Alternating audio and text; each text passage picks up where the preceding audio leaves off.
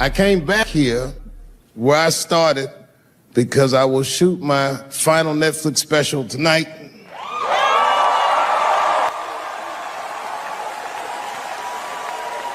That's right. And after this shit, it's time to make America wait again. I've done too well. You know, if you black in show business and do too well, it's scary, nigga. Like, you gotta get the fuck out of the casino while the getting's good, while you're still winning. If you don't walk away from the table, well, that's how niggas get Kevin Harted. You already know. That's my man. I'm just saying, if he got a sex tape out, well, it's just a matter of time for me.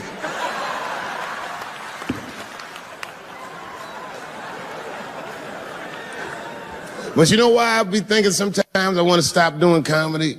And you know, I don't want to sound like a braggart saying this, but the real reason I want to stop is because I'm too goddamn good at it. I'm not even exaggerating. It's not exciting. Every night before I come out on stage, I'll be backstage like, I'm sure this is gonna go well. And it always does. I'm so good at writing jokes, and this is not even an exaggeration. I actually write jokes backwards. I will write a punchline with no particular setup in mind. I just put it on a scrap of paper, and I'll throw that scrap of paper in my fishbowl. I have a fishbowl in my house filled with random punchlines.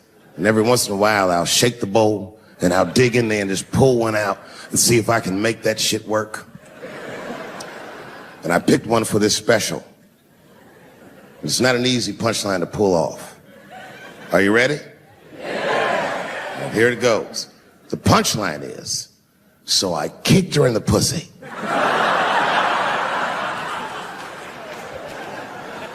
I haven't finished the joke yet. I just know whatever happens in the beginning of the joke, at the end of the joke, for some reason, I'm gonna kick somebody in the pussy. And it's going to be hilarious. And you know what's weird? I've always remembered a time when I wasn't. You know, when I was growing up, I was probably about 8 years old. And at the time, we were living in Silver Spring. Yeah. Yes. Common misconception about me in D.C. A lot of people think I'm from the hood. That's not true. But I never bothered to correct anybody because I wanted the streets to embrace me. As a matter of fact, I kept it up as a ruse. Like sometimes I'll hang out with rappers like Nas and them, and these motherfuckers will start talking about the projects. Yo, it was wild in the PJs, yo. And I'll be like, word, nigga, word. But I don't know. I have no idea. My parents did just well enough so that I could grow up poor around white people.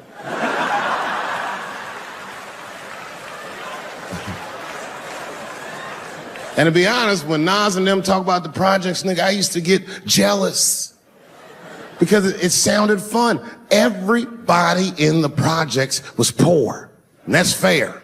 But if you were poor in Silver Spring, nigga, it felt like it was only happening to you. I know the pain of that first sleepover at a white friend's house. And you come back home on Sunday and just look at your parents like, y'all need to step your game up. Everything at Timmy's house works. Remember the first time you saw that? In a cold winter, and you'd be at a white friend's house and see the motherfuckers in their living room without their coats on?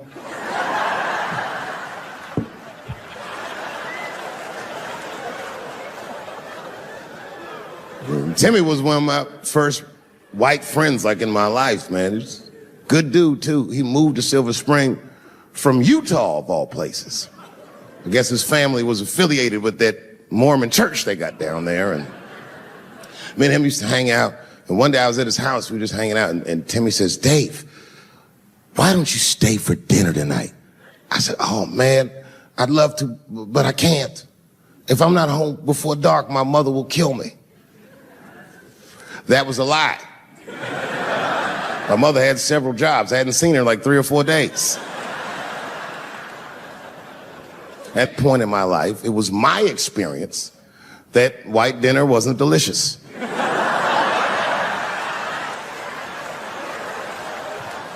I'd rather go home and fry some bologna or some shit like that.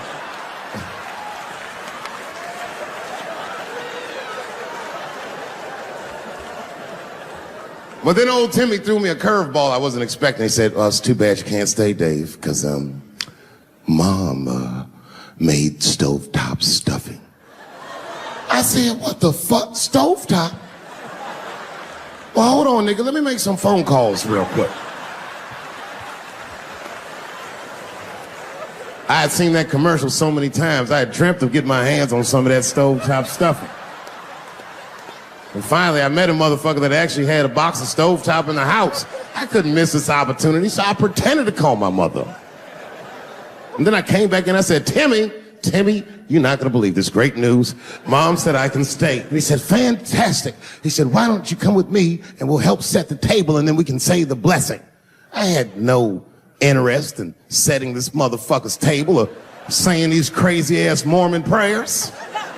I just wanted that goddamn stuffing. The hands first. My plan was simple. Wash my hands slowly, and by the time I'm done, the table will be set, the blessing will be said, and all that there will be left to do is eat. Went to the bathroom. I washed my hands very slowly. I must have been in there for about 10 minutes. And suddenly, one of his mothers came to the door.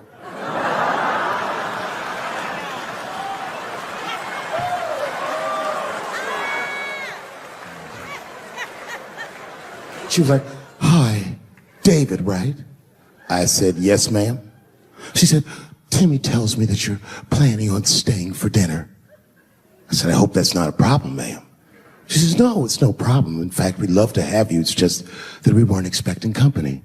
And I'm afraid there's not enough stovetop stuffing for everybody. So I kicked her in the pussy. Bam! Ladies and gentlemen, I told you I'm dope, nigga. I told you what I was gonna say and you still didn't see it coming. And that's why I make the big bucks.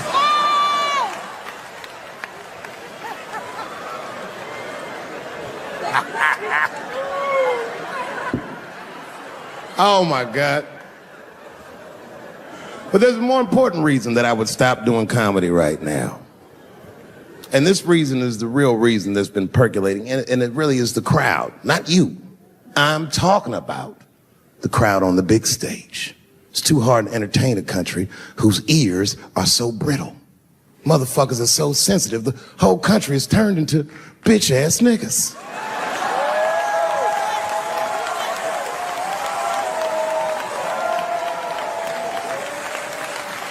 Everything you say upsets somebody. You know, I can remember when it all started. It was when I was doing Chappelle's show. When I was doing Chappelle's show, I used to do the show, and then on the weekends I do like concerts and shit like that. So I'm doing a concert, and there was a couple in the front row, beautiful couple. The wife was obviously Asian. You could see it in her face.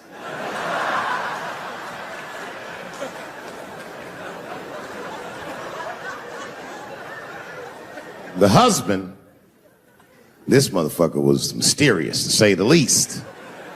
Couldn't quite pinpoint where he was from. Caramel-colored fella, very nice hair, but it could have been from anywhere. Bangladesh, Mexico. I can't guess with a nigga like this.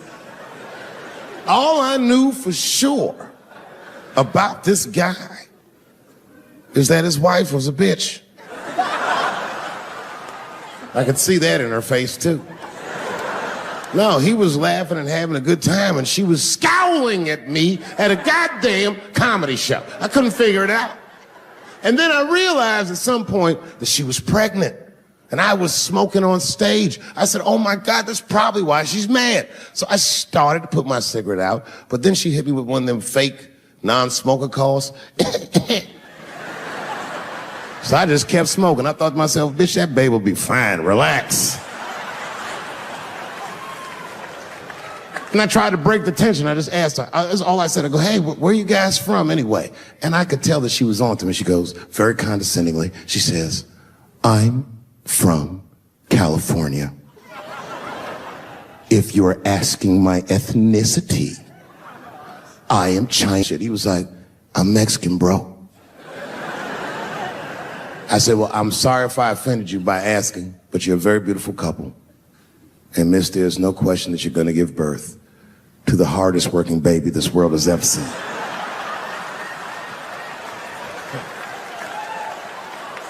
That's not a bad joke. She got very upset. She got up to leave immediately, but she didn't just leave. She had to take one last dig at me on the way out. I will never buy one of your fucking DVDs again, Dave Chappelle. I said, ma'am, with all due respect, Chinese people don't buy DVDs.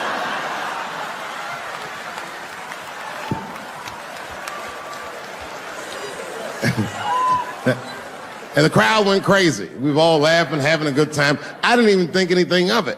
And then just 3 days later, this lady sends a fucking letter to my promoter telling him not to book me for shows anymore because I was, quote, racist, and I'm quoting her, insensitive to the nature of my interracial marriage. I was like, word, bitch, I was.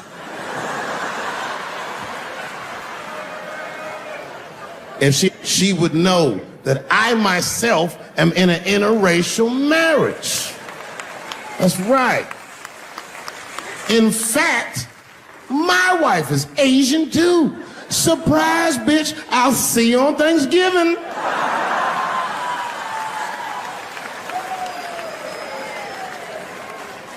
But my wife's not Chinese.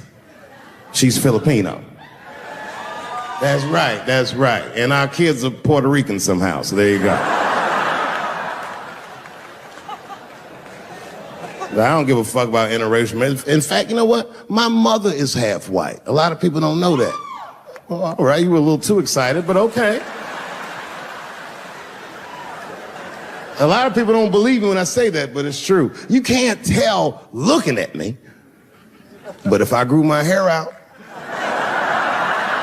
you would think you was at a fucking Cat Williams concert. My shit is beautiful. But motherfuckers are just taking it too far. I don't know why or how everybody got this goddamn sensitive. You know who hates me the most? The transgender community. Yeah, these motherfuckers. I mean, I didn't realize how bad it was. These motherfuckers, I was really mad about that last Netflix special.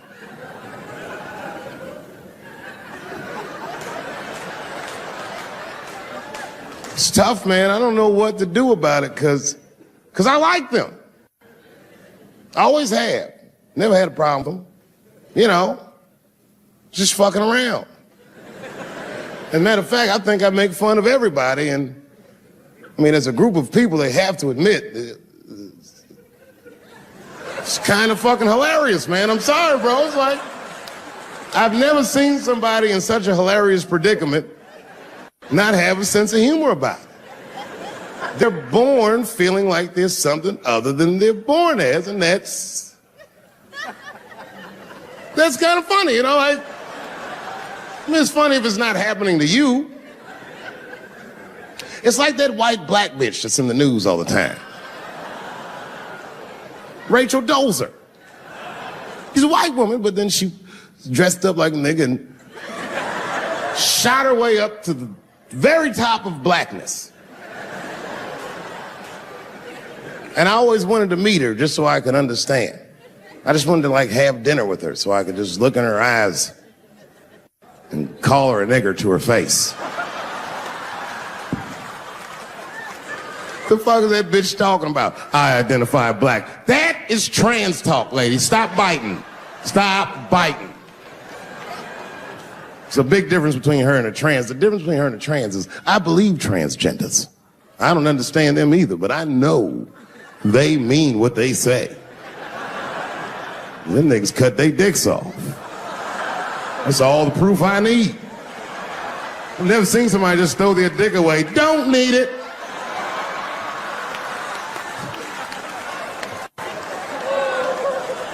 I don't understand, but I believe you and I support your decision, motherfucker.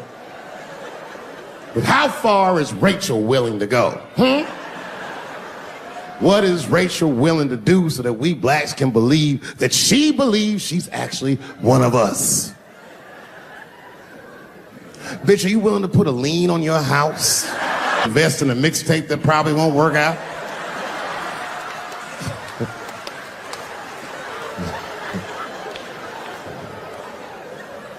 She didn't even change her name.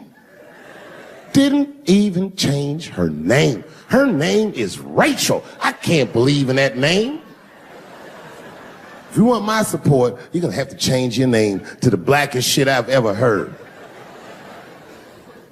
Bitch, you're gonna have to change your name to Draymond Green. I don't know a blacker name than that. That shit is black on paper. If you type Draymond Green into Airbnb, that shit will log off automatically.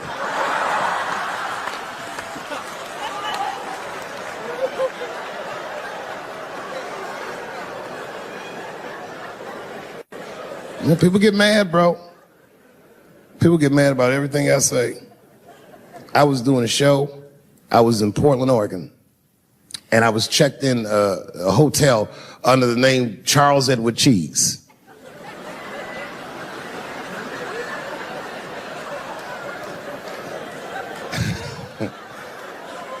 I came back and there was a note. It was like a letter on my desk. It was addressed to Mr. Cheese. So obviously I'm going to assume that whoever wrote this letter must be an intimate friend of mine. This is not some kind of name that a person would just guess. But then I open the letter and it turns out I don't know this person at all. It's a fan letter. You know, I'm not even used to the idea that I have fans, but I'm grateful for it. And even though I'm grateful for fans, I don't read those letters. It'd be nice if I did, but realistically, it's like, what am I, Santa Claus, nigga? I don't have time for this. Like, got shit I want to do. I'm trying to chill. Read all these dreams and wishes from strangers. But I read it. I'd already opened it. So I just read the whole letter. And you know what, man? Whoever wrote this letter truly loves me. I mean, they were really fucking nice in the letter. And then they described to me what it was like to come to the show, how excited they were, how much fun they were having. And then they said that when I got to my jokes about transgenders, that they were, quote, devastated. Because it turns out that whoever wrote the letter was transgender. Now, I'm going to be real for a second. You got to understand, I never feel bad about anything I say up here.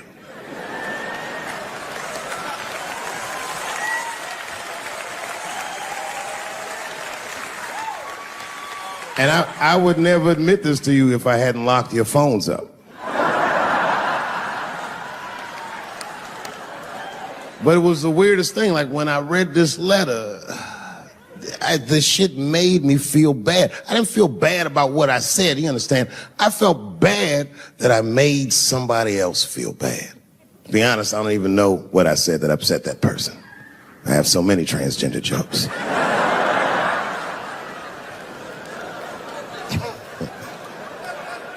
But I feel like it was probably this joke I'm about to tell you right now.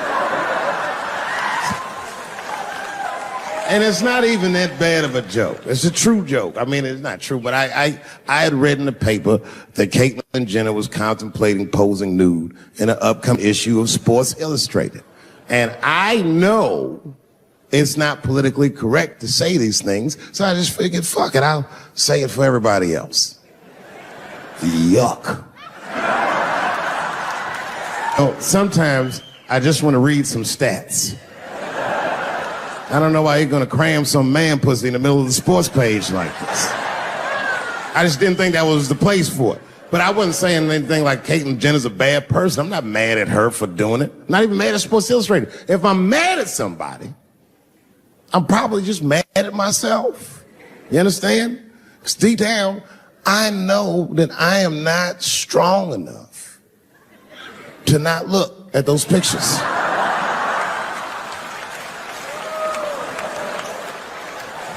And I don't think I'm ready to see what she's trying to show me. So Caitlyn, goddamn it, if you go through with this thing, bitch, you better go hard or go home. I want you to go all the way. Hustler style. Do you know what hustler style means, miss? That means spread the lips.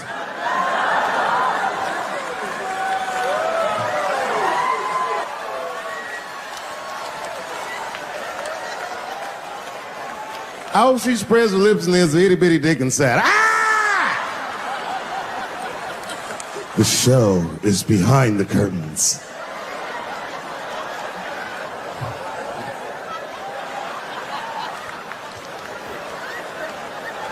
I don't know what I said that upset that person. But I'm gonna tell you something. When I read that letter, and the moments after I read it, I did something that many black men in America do not have the time or the money to do. I thought about how I felt.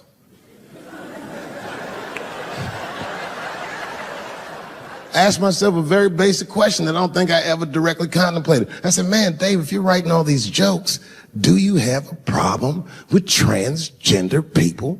And the answer is absolutely not. The fuck do you guys think I am? I don't understand all the choices that people make. But I do understand that life is hard and that those types of choices do not disqualify you from a life with dignity and happiness and safety in it.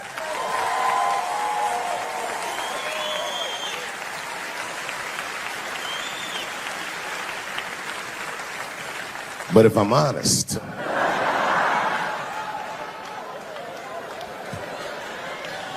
my problem has never been with transgender people. My problem is transgender people. I just feel like these things should not be discussed in front of the blacks. It's fucking insulting, all this talk about how these people feel inside. Since when has America given a fuck how any of us feel inside?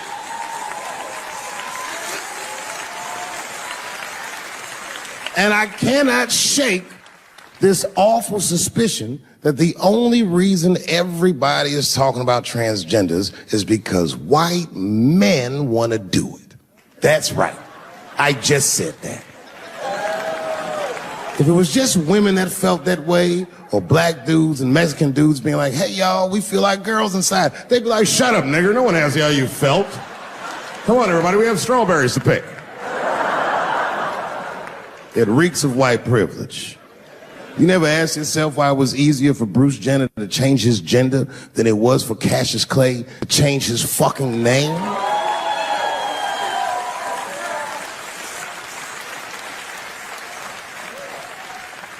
And if I were to be brutally honest, the only reason I ever been mad at the transgender community is because I was at these niggas for 6 songs straight. I had no idea. And then the lights came up and I saw them knuckles. I said, oh no! And everybody was laughing at me. Hi, world star. I said, why didn't you say anything? And then I heard that sultry voice. I didn't say anything, Dave Chappelle, because I was having a wonderful time. And I wasn't sure how you'd feel about it. I said, you knew how I'd feel. And she said, I'm going home. I don't want any trouble from you. I said, home? It's only 2 songs left. I mean, we might as well finish tonight. And we ended up having breakfast together. Oh, grow up. That doesn't make me gay. I just titty fucked her. His titties are as real as any titties in L.A. It's 2 o'clock in the morning. I was just borrowing a little friction from a stranger. Whoops.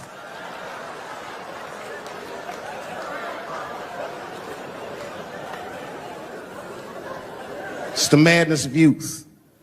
It's the types of mistakes that a man makes when he's young. I wouldn't even know that it's necessarily a mistake. It was a wild night out. But I don't do it like that anymore. I'm old. I'm 44 now. Hey. It's the first time in my life I've ever started to physically feel my age. It's tough, man. You know how I know I'm getting old? This is embarrassing, but I was in my hotel room. I'm not gonna lie, I was jerking off, and I was really sweating it out. And this is when I knew I was old. I just gave up in the middle, nothing even happened.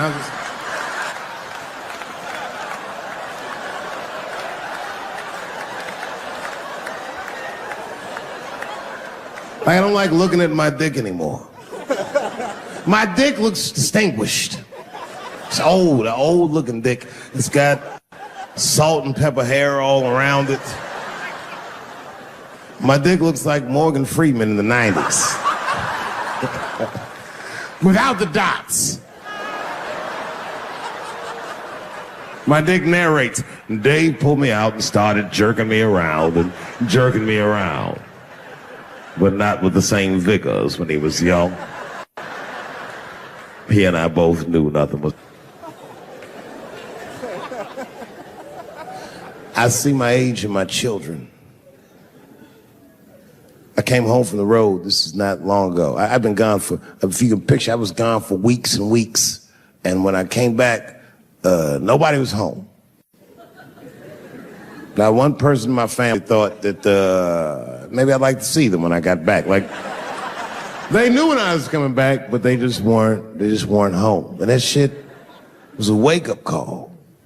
You know, when my kids were little, and the tour bus would pull up to the house, these motherfuckers would spill out. Dad is home, hooray! And they'd hug me and kiss me, and then as the years went on, they'd get less interested. Hey everybody, look, it's Mr. Promises back from the road.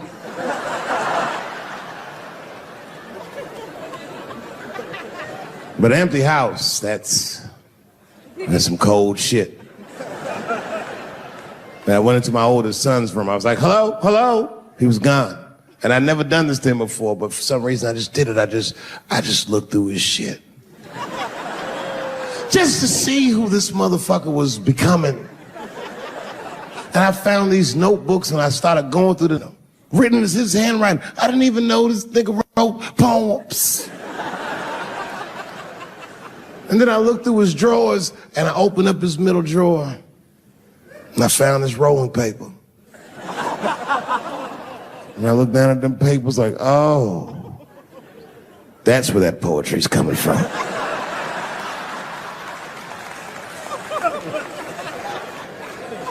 And that shit broke my heart. I mean, I smoked weed, but I mourned my son's innocence. And I cried a little bit. And I took his papers upstairs to my room. Rolled some weed that I'd hid from the family. And I got really high. And then I got paranoid, so I put his papers back how I found them. So he wouldn't know what I was up to. This nigga won't even know that happened until he sees the special. Yeah, nigga, I found your papers. He's a cold motherfucker. Let me tell you, this kid is only 16 years old. Listen to what he did to me. This motherfucker calls me up in the middle of the night. It was 1 o'clock in the morning. He goes, Dad, don't be mad. I knew something was, what's going on? He said, listen, I'm fine. And don't forget, you told me to do this. I'm at a party, and my designated driver had too much to drink. And me and my friends need you to come pick us up. I said, Jesus Christ, it's 1 o'clock in the morning, nigga. I am shit-faced.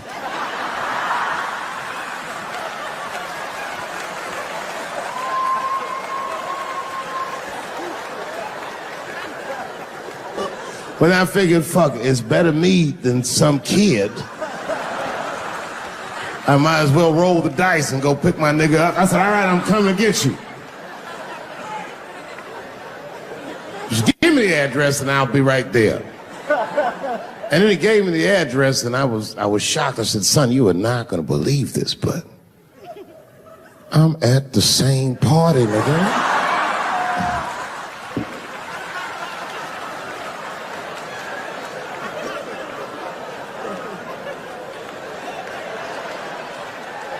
They grow up fast, don't they? Can I ask you a weird question? I want to make you feel uncomfortable. You don't have to answer it, and if it doesn't go well, we'll just edit it out anyway. Is it weird to be the only white people in a row?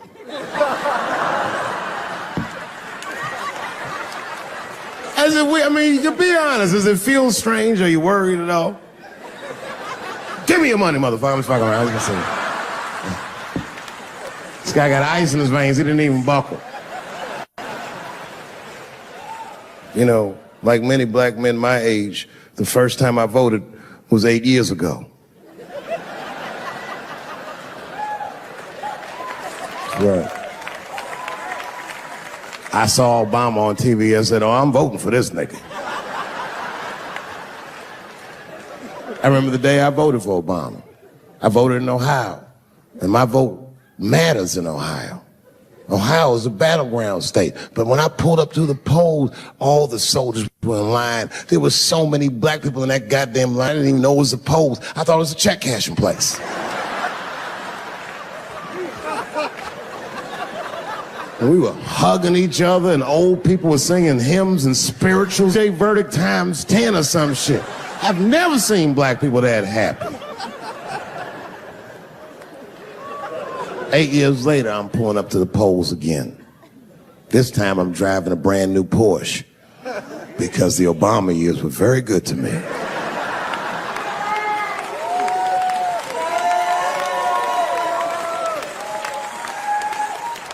I was early voting, and when I parked my car, I figured out something that it would take the rest of the country another week to figure out.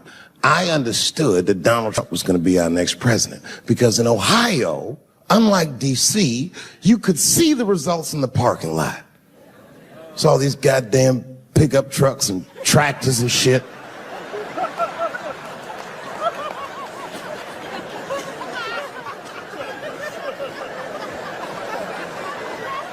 And then I walked up and I saw a long, long line of dusty white people.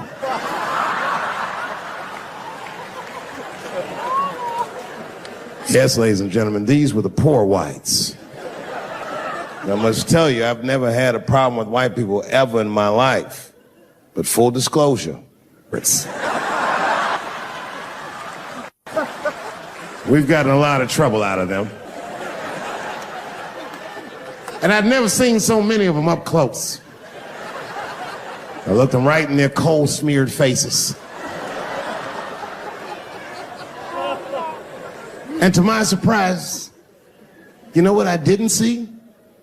I didn't see one deplorable face in that group. I saw some angry faces and some determined faces, but they felt like decent folk. No, they did. In fact, I'm not even lying, and I didn't sound fucked up, but I felt sorry for them. I know the game now. I know that rich white people call poor white people trash.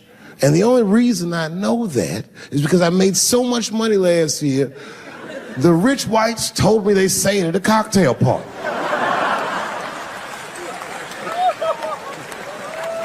And I'm not with that shit.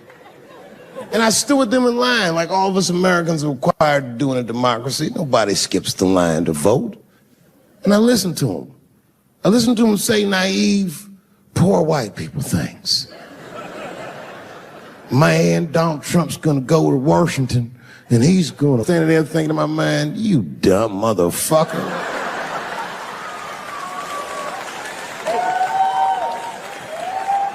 You are poor. He's fighting for me.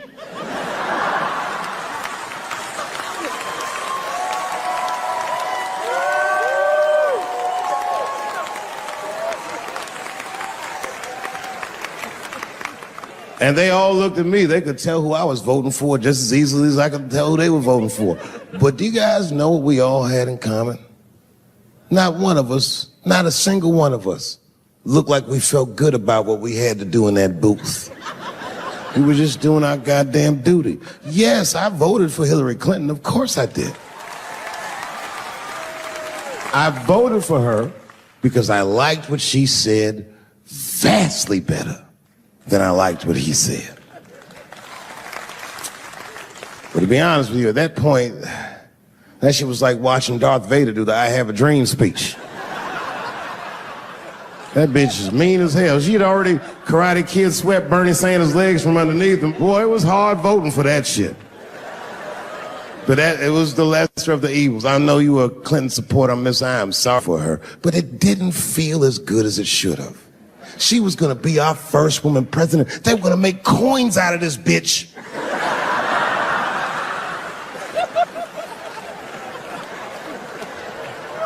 And somehow she just missed the dunk. Of course she should have beat him. Of course she should have beat him. You know what voting for her felt like? It was bittersweet. It felt like I was lucky enough to eat Halle Berry's pussy. And whilst I was doing so, she fucking farted in my face, man.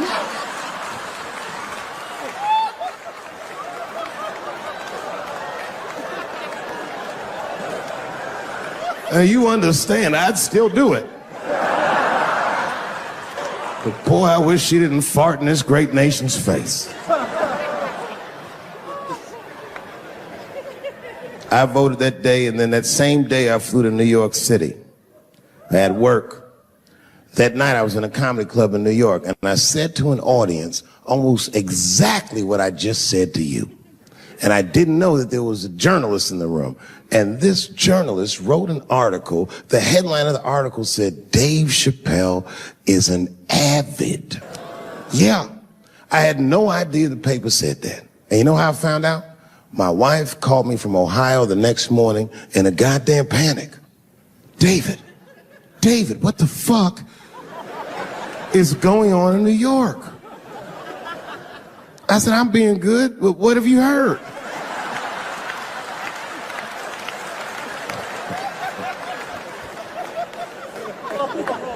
And my wife said, the paper is saying that you're a Donald Trump supporter. I was like, whew.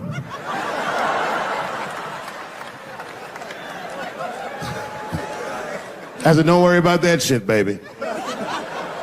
Nobody in their right mind would believe that. And she said, no, David, people believe it. And then she started reading the comments to me. Oh, they were terrible. All these black people call me all kinds of Uncle Toms and shit. I should tell you, buddy, this is a very serious allegation from one black to another. I was incensed. Uncle Tom? How am I Uncle Tom, nigga? You the one that reads the Observer? Anyway, all this shit goes down around, and now Trump is the president, and I'm hosting Saturday Night Live.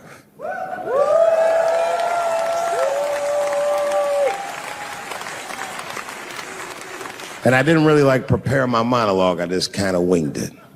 And at the end of the monologue, I don't even remember what I said. I said something like, fuck it, we're historically disenfranchised, and we're gonna give him something about we're gonna give him a chance if he gives us a chance. I don't know what I said, but whatever I said, I really wish I didn't say that shit.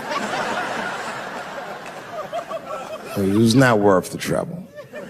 Now I walk into the barbershop and all them black people just be looking at me like, yo, Dave, what's up with your boy? Yo, nigga, yo! Not my boy. Because I don't care if you're a Republican or Democrat, if you support him or not, any objective person is going to have to admit that this motherfucker is having a terrible go of it. It really is. We've had presidents before that have done bad jobs, but this shit is worse than a bad job. It's scary to watch. Holy shit, it's like seeing a crack pipe in your Uber driver's passenger seat. The fuck this guy. Yo, he is lunching, nigga. I watched Donald Trump in a press conference, and this motherfucker had all the media gathered, and this nigga literally asked the media to their face to stop finding shit out. I was like, yo, this motherfucker is bugging. And then, I'm not even making this up, his lips started sweating. His lips. Have you ever seen a motherfucker's lip sweat? What the fuck is wrong with this nigga's lips? It's like if you're on a plane, right? You ever been on a plane?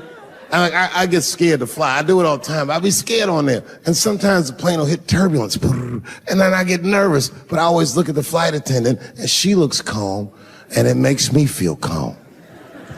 But if that bitch's lips were sweating, it's terrifying. Like, yo, nigga, why are your lips sweating? What do you know?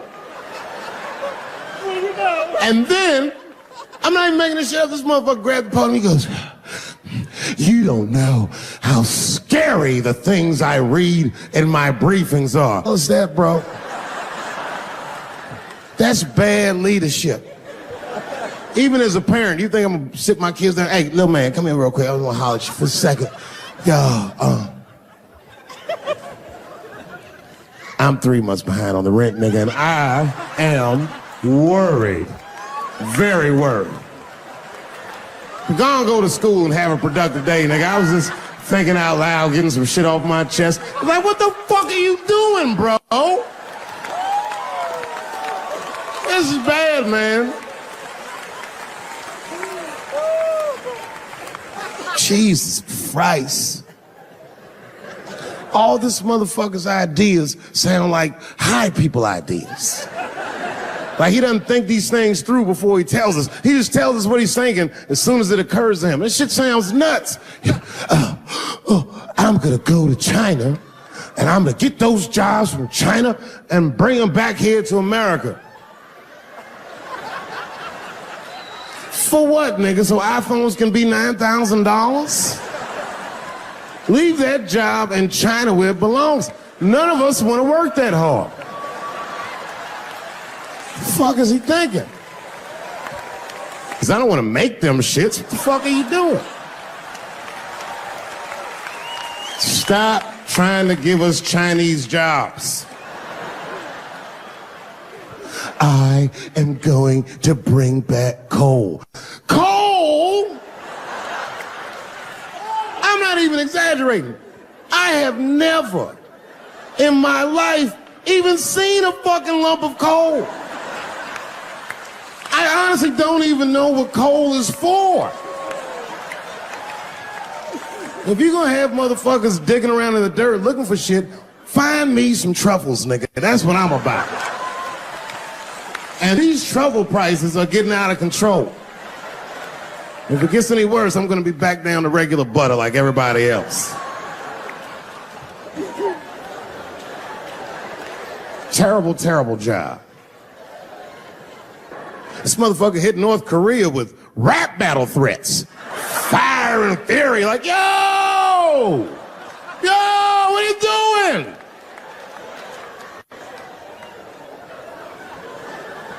It's fucking Korea, man. Kim Jong-un is a scary motherfucker. He might be as crazy as Trump. Some scary shit. And if you one of them naive motherfuckers that thinks that a war with Korea is going to be easy, then you don't play Call of Duty at 3 a.m. like I do. Because that's when the Koreans play. Fucking 8-year-old Korean kid took out my whole goddamn platoon last night.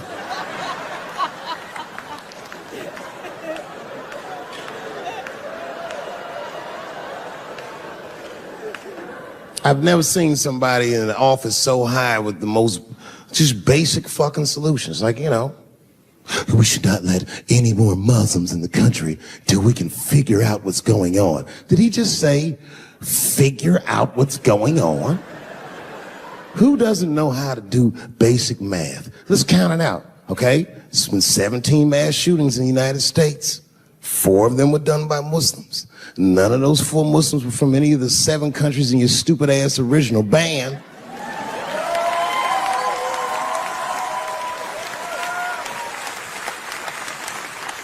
And since he brought it up, the other 13 shootings were done by the Tiki Torch Whites. These are facts. And you don't see me trying to ban white people from the show to keep. It's a fucking terrible idea because it's mean and it's racist. And most importantly, it would be catastrophic to my bottom line. If there were no white people here tonight, I might leave this bitch with $1,800. This man needs to realize that we all need each other. And that's why we will never, ever be able to beat China. Because everybody in America is racist, and everybody in China is Chinese. This motherfucker called it all wrong. And don't believe the media either, because as all this shit is happening, the media is trying to make us believe that the extremities amongst us are the norms. We can disagree, that's fine. And most of us are keeping a cool head about this shit. You know what I mean? Americans generally respect one another's beliefs, even if they don't share those beliefs. I know I do. I respect everybody's beliefs except Amish people. Because they are the only ones that I can say clearly their God is wrong. The speed limit is 75 miles an hour in Ohio, and 1 lane of traffic is buggy. Nigga, your God is ridiculous. All the Amish people around my way know me too. Not from television, obviously. They know me from the streets. Because when I see them horse and buggies, I'll pull the Porsche over and talk to them. Ezekiel, are you sure that God doesn't want you to have any of this technology or this energy? Huh? Huh? I can't hear you, nigga. Let me turn this air conditioner off. What did you say? And them niggas be like, get away from me, ye. Ye tried to tempt me like the devil. Devil? Nah, bro, I'm trying to put you on to the game, Zeke.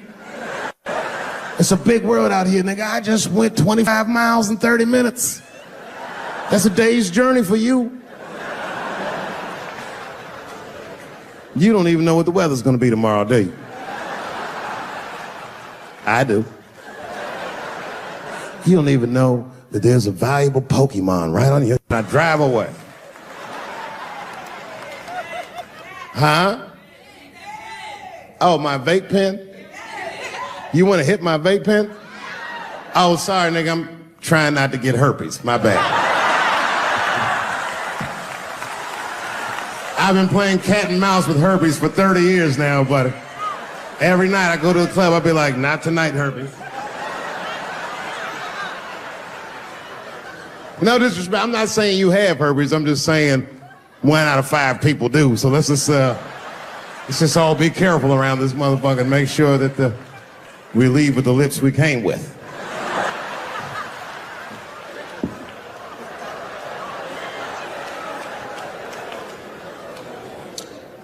Sometimes I think that the media is hard on Trump. Because I'll see shit that they get on him about that doesn't seem bad to me. I mean, a nigga got on Trump about not staying in the White House enough. Who gives a fuck? This motherfucker was rich. Used to shit in a gold toilet. It's true. I don't know if you've ever been to the White House. It looks like a very nice place to work, but I wouldn't want to live in that Scooby-Doo ass house either. That shit's terrifying looking. Imagine you trying to jerk off.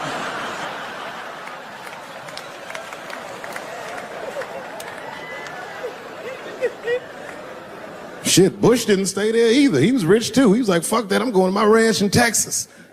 Obama was the first motherfucker to move into the White House like, this is a nice place. Look at this rug.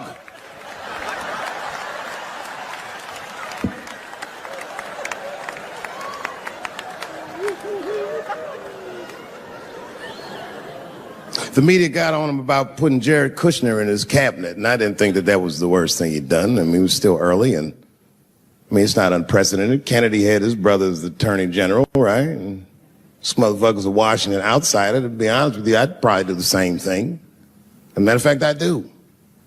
You think I go to a Hollywood meeting with all them white folks by myself? I bring my nigga Mac Mittens from the streets. I don't even know his real name. Everybody just calls him Mac Mittens. But I know he's not qualified to even listen to these meetings, but this motherfucker just makes me feel good. And all the white people look at me like, Dave, do you mind asking your friend Mac Mittens to excuse us so that we can talk business? And I say, fuck that. Anything you say, he listened to the whole meeting. And when they done talking, I just look over at Mac Mittens, and if he gives me the signal, meow, meow, I'll sign the papers. It's a gut check. Or how about this one? Remember when it was the day after the election, and the president of Taiwan called Donald Trump to congratulate him? And Donald Trump, of course, took the call and talked to the president of Taiwan. Problem with that was Taiwan doesn't have a president. The United States functions on what they call a one China policy, and Taiwan is a renegade province of said China. And Donald Trump didn't know that and picked up the phone and started yammering away, and the media ate his ass up. And I'm not gonna lie, I was laughing like shit. I was like, oh shit, this dumb motherfucker is in trouble. And then that night I was in bed drifting off to sleep, and then I had to admit it to myself. I was like, I didn't know that shit either.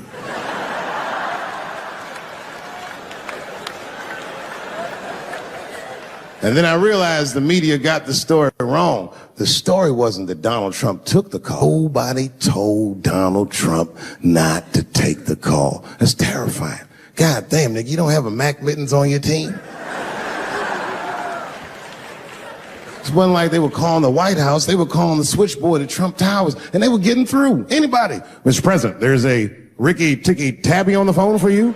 Yes, put him through. Hello, Ricky Ticky. Good to talk to you. Mr. President, there's a John Jacob Jingleheimer Smith on the phone. Oh, his name is my name too. Put him through. Hello, John Jacob. Let's talk business. How many people in this room are not originally from the United States? My round of applause. Where are you from, bro? You right there. You're from Iraq? Ew. I was fucking around. How long have you been here in the country? 23 years. 23 years? Are you a citizen yet? You are? Congratulations, nigga. Congratulations. Well, welcome to this great land. I'm going to give you a history lesson, because I'm sure this wasn't on your entry exam.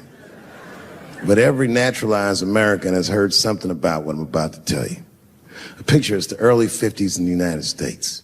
This 14-year-old boy goes down from Chicago to Mississippi to meet his extended family for the first time. He'd never been to Mississippi. And before he went, his mother said to him, very pointedly, she said, if a white man looks you in your eyes in Mississippi, look away. And I don't know what you know about black people from Chicago, but they're not a scared people. Legend has it, he was in front of a convenience store hanging. A white woman walked out of the store, and he thought she was pretty, and he said, bye, baby. Not realizing that he had just made a fatal mistake. 4 days later, a group of adult white men burst into this family's home and snatched a 14-year-old boy out of bed in front of his family that was powerless to stop them, and he was never seen alive again. His name was Emmett Till. They found his body maybe a few days later. It was in a creek, tied to a wheel so it would sink, horribly beaten and bloated. Hideous. And lucky for everybody in America, his mother was a fucking gangster. She was.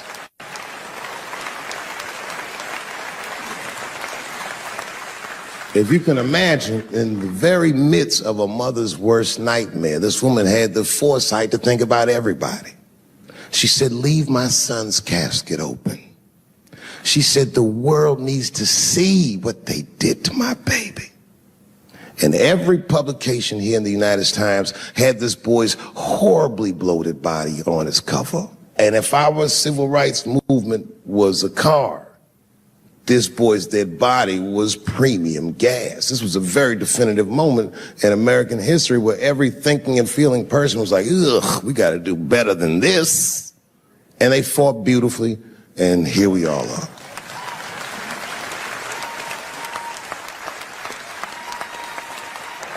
And the reason that I bring that up tonight and why it's relevant now is because less than a year ago, the woman that he allegedly whistled at admitted on her deathbed that she lied in her court testimony. And you can imagine when we read that shit, we was like, ooh, you lying ass bitch. Was furious. But that was my initial reaction. And initial reactions that we all learned as we get older are often wrong or more often incomplete. They call this phenomenon standing too close to an elephant. The analogy being that if you stand too close to an elephant, you can't see the elephant. All you see is its penis-like skin.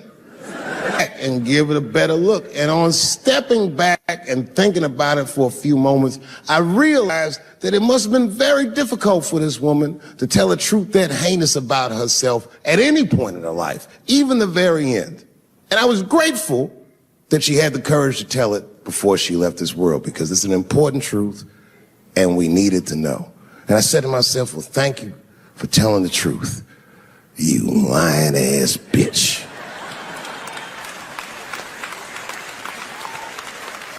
And then time goes on, and then after time, you can kind of see the whole elephant.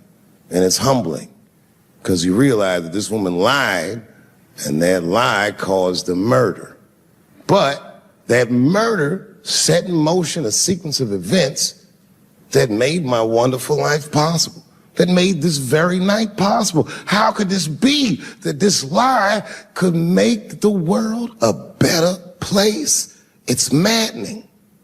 And that's how I feel about this president.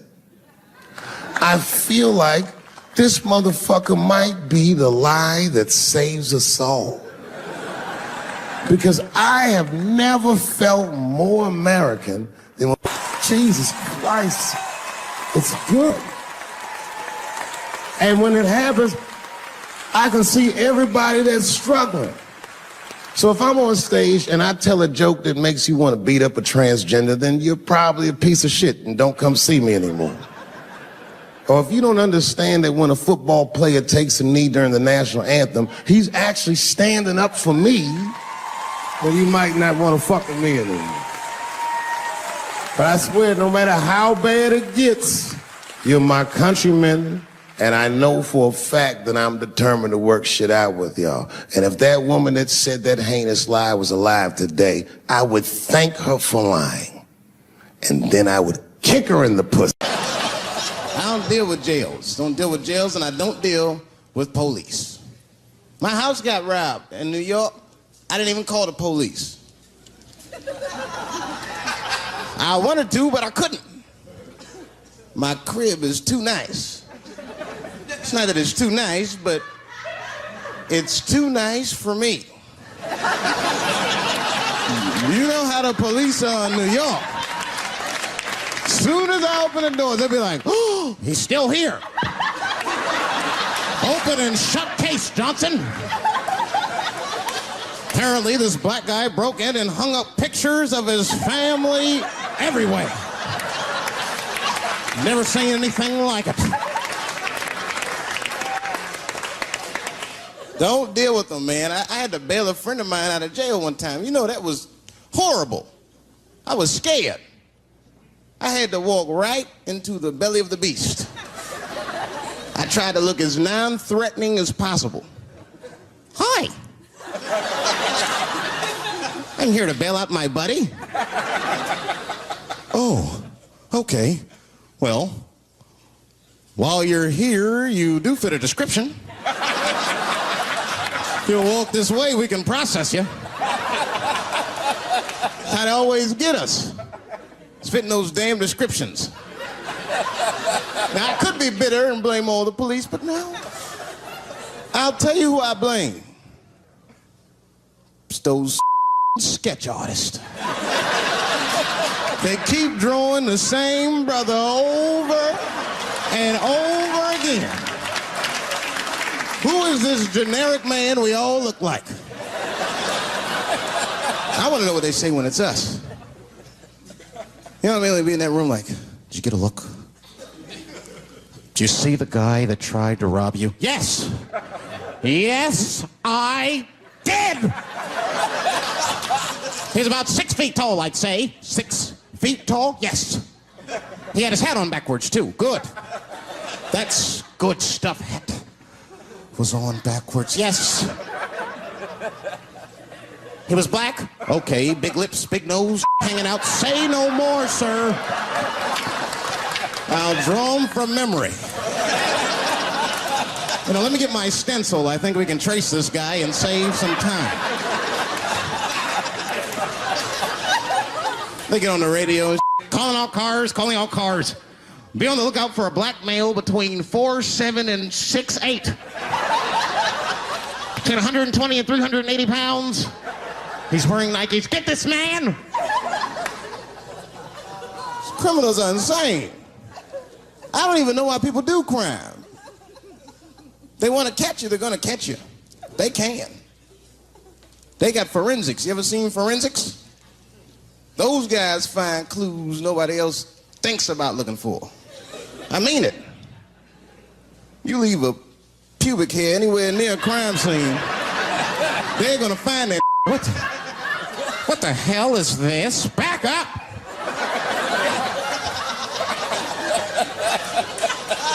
We got a match. Then they look at the pubes and tell all kinds of information. Looks like there was a struggle. Time of death 307. It's amazing. I saw him get a dude one time on court TV. It was embarrassing. It was a sexual assault case. I knew the defendant was lying. I could feel it. He defended himself too hard. He did. His answers had nothing to do with the questions. They're completely irrelevant. They asked him easy questions. Were you anywhere near the crime scene on the night of the incident? Mother, I told you I worked at Burger King. He was like,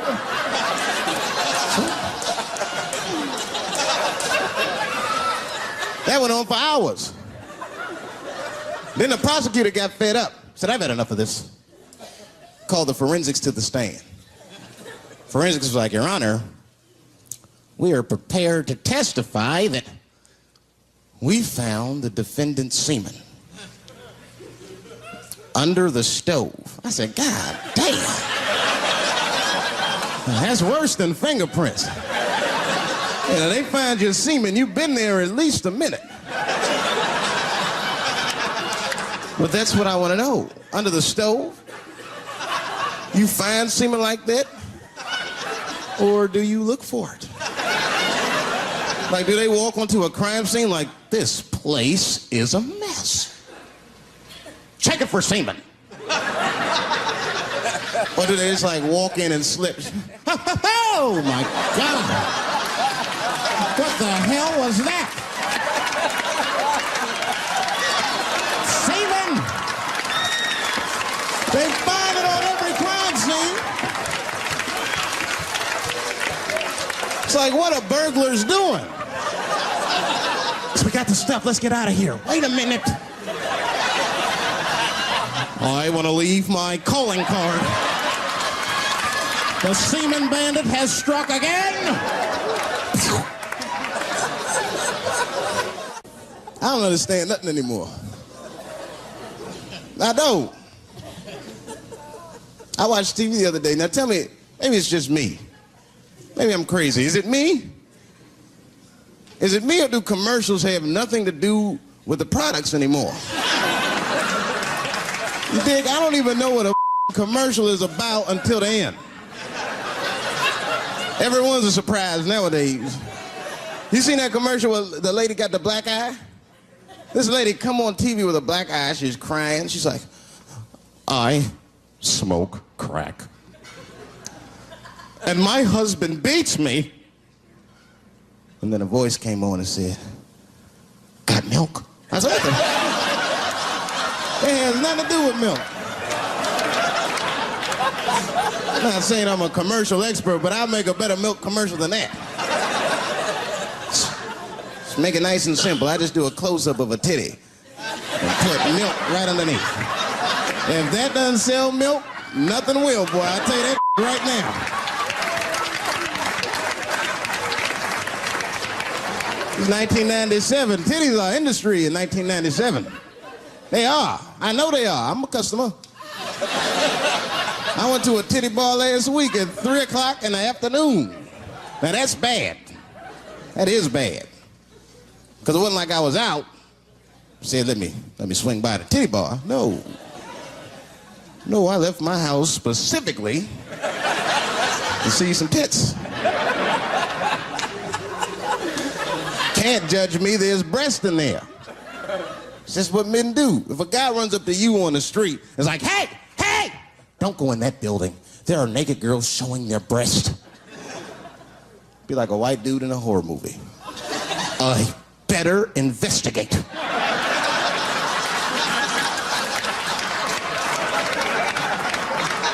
I'm gonna want to see for myself. Titty bar's a weird place. I'm not saying it's a good place to hang out. I go there every once and then. But it's a weird place. They got weird morality. One time I walked in titty bars, all these guys coming in, right? Out of all these dudes, the bouncer picked me out the crowd, started yelling at me. Hey, hey, hey, buddy. Sir, sir, you want to take your hat off? Huh? It's disrespectful to the ladies.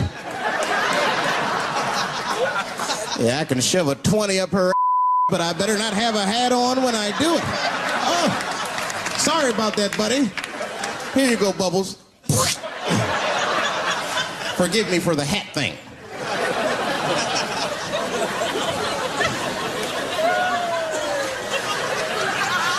You know why those bars are so popular now? Is because men don't know how to deal with women in reality. So sometimes we gotta take the fantasy road. The reality of the situation is very grim. Women have made a lot of progress in a short period of time, man. It's changed everything. Can't deal in relationships anymore. I broke up with my girl. I'm out of Shawshank. I'm free. I don't want to go back. Couldn't even argue with her. You should be able to argue. If you have an issue in a relationship, you should be able to argue that issue out, right? But see, ladies, you got to stick to the issue. You guys take arguments everywhere just to win them. That's why nothing ever gets done. You be arguing about the dishes, baby. Baby, could you wash your dish at least before you put it in the sink? Premature ejaculator? Damn it. You know, why you gotta bring that up? I don't even believe in that. I don't. If I man, it was right on time. That's the way I see it. As far as I'm concerned, I can't fast enough. You know, I'm sick of being vilified all the time. David, how could you? How could you? I was. What were you trying to do, huh? Well, I beat you. You gotta work on your time, baby. I'm down to 1:20. You're mad at me because I have different goals in sex? I'm a speed. Just trying to hit my best time. It's like the Olympics. And now for the dismount.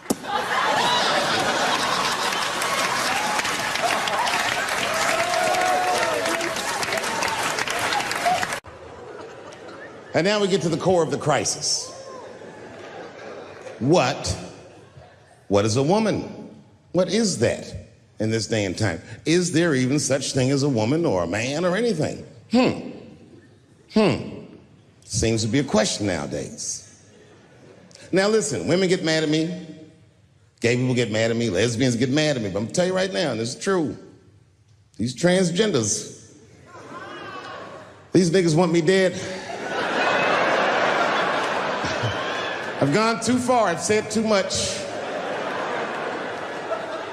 And I gotta tell you, I'm very worried about it. I'm not even joking. Every time I come out on stage, I be scared. I be looking around the crowd, searching for knuckles and Adam's apples to see where the threats might be coming from.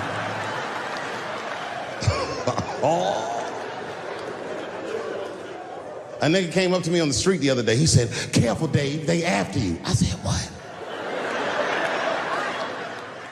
One they or many theys?"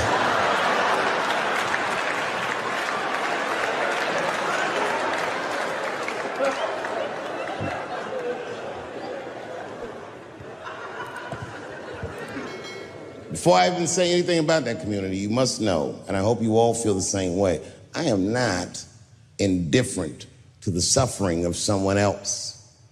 There's laws, the mean laws in our country. North Carolina passed a law once that said a person in North Carolina must use the restroom that corresponds with the gender they were assigned on their birth certificate.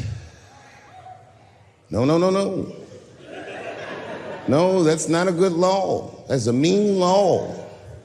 No American should have to present a birth certificate to take a shit at Walmart in Greensboro, North Carolina, where the baby shot and killed a motherfucker.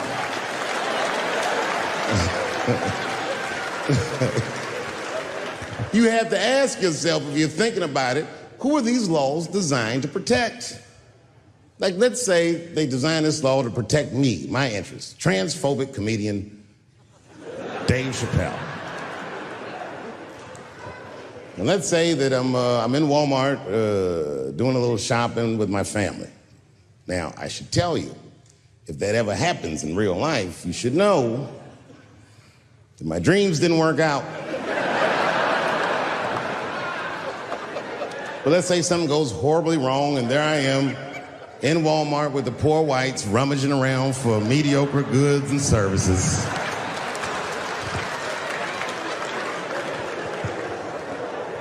And then I gotta go to the restroom. So I excuse myself from my family. I go to the men's room. Now I'm standing at the urinal taking a leak. And this is what this law is gonna do. And suddenly, a woman walks into the men's room. I'm gonna be like, that's strange. And then she stands shoulder to shoulder with me at the urinal. I'm gonna be like, bitch, what's going on with you? And then she hikes her skirt up and pulls a real live, meaty dick out. And what do you think I'm gonna say? Thank God she's in here with me. At least now I know my family's safe. No, I'm not gonna feel that way at all. I'm gonna feel very uncomfortable. I would feel better if it was a man with a vagina that backed up to the urinal next to me.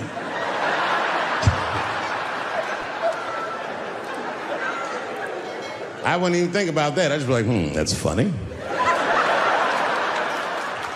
This guy is peeing out of his butt for some reason.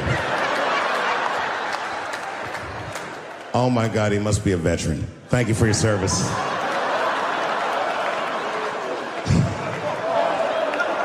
You know, people get mad, bro. People get mad about everything I say. I was doing a show. I was in Portland, Oregon. And I was checked in a hotel under the name Charles Edward Cheese.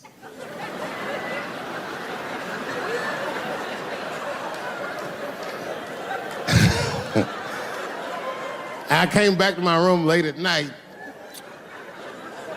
and there was a note. It was like a letter on my desk. It was addressed to Mr. Cheese. So obviously, I'm going to assume that whoever wrote this letter must be an intimate friend of mine. This is not some kind of name that a person would just guess. But then I open the letter, and it turns out I don't know this person at all. It's a fan letter. You know, I'm not even used to the idea that I have fans, but I'm grateful for it. And even though I'm grateful for fans, I don't read those letters. Be nice if I did, but realistically, it's like, what am I, Santa Claus, Nick? I don't have time for this. Like, got shit I want to do. I'm trying to chill. Read all these dreams and wishes from strangers, but I read it. I'd already opened it. So I just read the whole letter. And you know what, man? Whoever wrote this letter truly loves me. I mean, they were really fucking nice in the letter. And then they described to me what it was like to come to the show, how excited they were, how much fun they were having. And then they said that when I got to my jokes about transgenders, that they were, quote, devastated. Because it turns out that whoever wrote the letter was transgender. Now, I'm going to be real for a second. As a policy, you got to understand, I never feel bad about anything I say up here.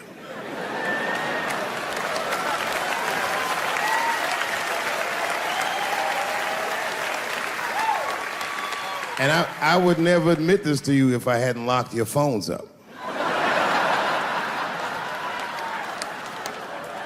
But it was the weirdest thing. Like, when I read this letter, the shit made me feel bad. I didn't feel bad about what I said, you understand? I felt bad that I made somebody else feel bad. To be honest, I don't even know what I said that upset that person. I have so many transgender jokes.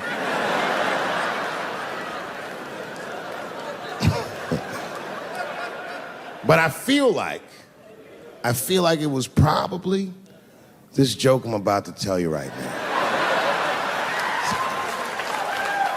And it's not even that bad of a joke. It's a true joke. I mean, it's not true, but I had read in the paper that Caitlyn Jenner was contemplating posing nude in an upcoming issue of Sports Illustrated. And I know it's not politically correct to say these things, so I just figured, fuck it, I'll say it for everybody else. Yuck.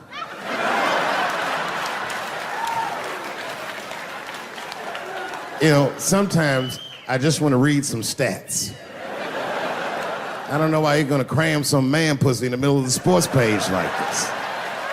I just didn't think that was the place for it. But I wasn't saying anything like Caitlyn Jenner's a bad person. I'm not mad at her for doing it. Not even mad at Sports Illustrated. If I'm mad at somebody, I'm probably just mad at myself.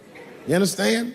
Because deep down, I know that I am not strong enough to not look at those pictures.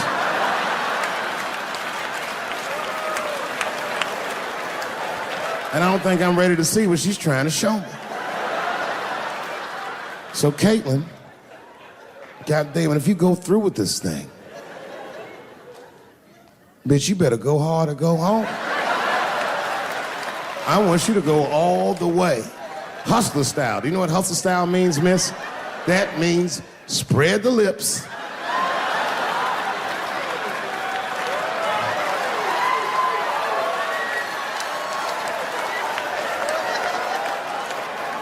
I hope she spreads her lips and there's an itty bitty dick inside. Ah! The show is behind the curtains.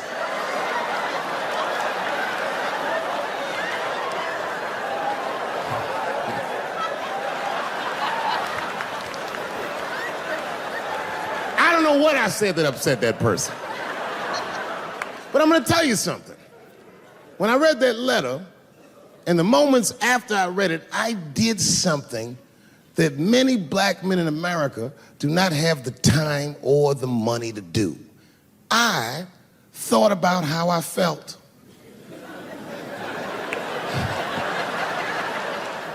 I asked myself a very basic question that I don't think I ever directly contemplated. I said, man, Dave, if you're writing all these jokes, do you have a problem with transgender people?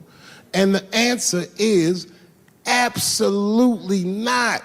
The fuck do you guys think I am? I don't understand all the choices that people make. But I do understand that life is hard and that those types of choices do not disqualify you from a life with dignity and happiness and safety in it.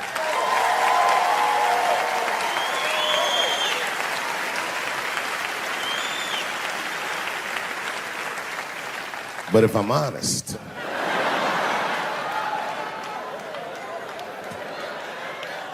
my problem has never been with transgender people. My problem has always been with the dialogue about transgender people. I just feel like these things should not be discussed in front of the blacks. It's fucking insulting, all this talk about how these people feel inside. Since when has America given a fuck how any of us feel inside?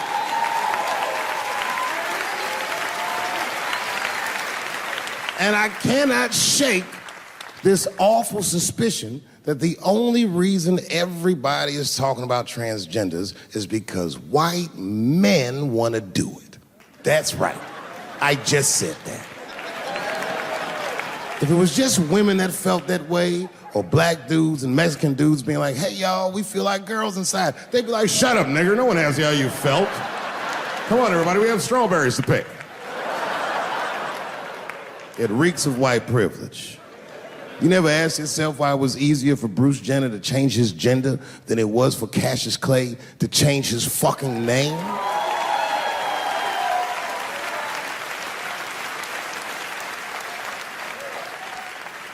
And if I were to be brutally honest,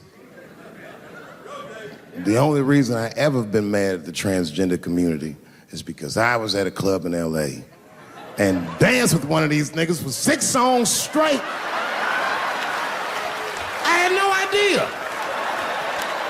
And then the lights came up and I saw them knuckles. I said, oh